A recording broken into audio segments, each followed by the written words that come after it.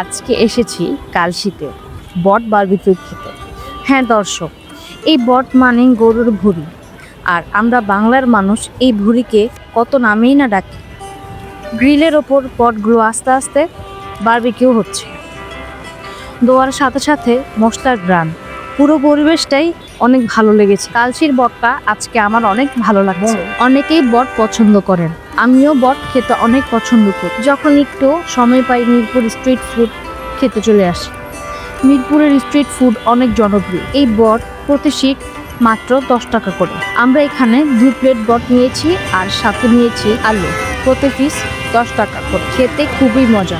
এই হচ্ছে দোকান, আর হচ্ছে শিকের মধ্যে কিভাবে বটগুলো সাজাচ্ছে, তারপর হচ্ছে বারবিকিউ করবে।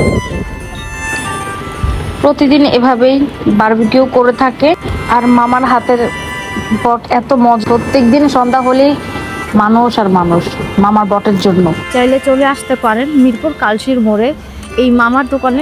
আজকের মতো এই পর্যন্তই বন্ধুরা, সবাই ভালো থাকবেন। আল্লাহ হাফিজ।